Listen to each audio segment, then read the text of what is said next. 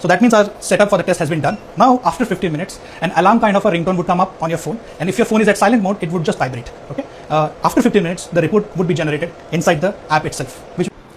So in front of you, there is an EV battery, there is an EV charger, and our revolutionary product, EV Doctor. This device help you diagnose your battery better. It's an IoT enabled device. It's the size of your palm. You can take it anywhere and you can diagnose your battery at any remote location.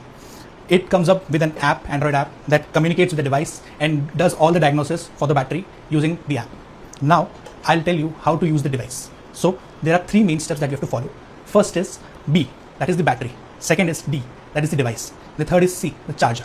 Okay, so in this sequence we connect the device when we're diagnosing any battery. Okay, so starting from the first step, that is battery, so we'll connect the battery first. So here is the EV battery that we have got, and the device here is with us. Okay, right now the device is not on, the device is at rest. Now I'll be connecting the battery.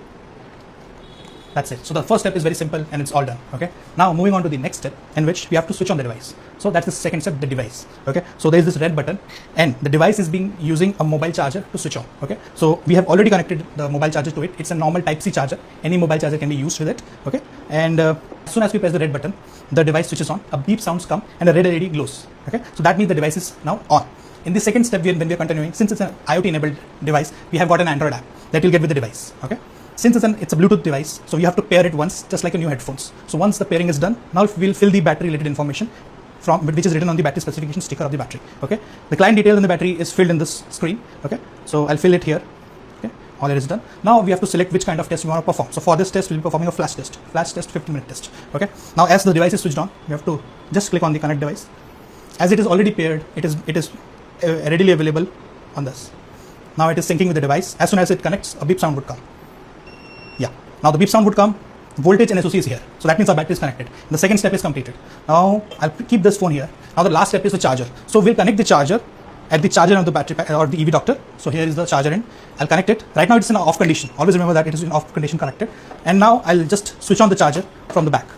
As you can see, as soon as the charger starts, the current starts flowing from the charger to the battery. The current will come up and the energy transferred from the charger to the battery would be shown onto the capacitor side. Yeah, so the current and capacity is flowing, right?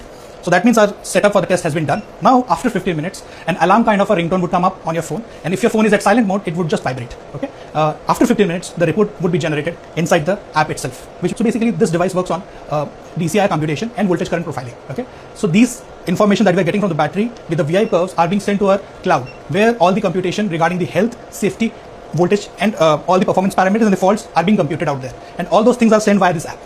Once it completes its 15 minutes, after that you'll get the result in the report form.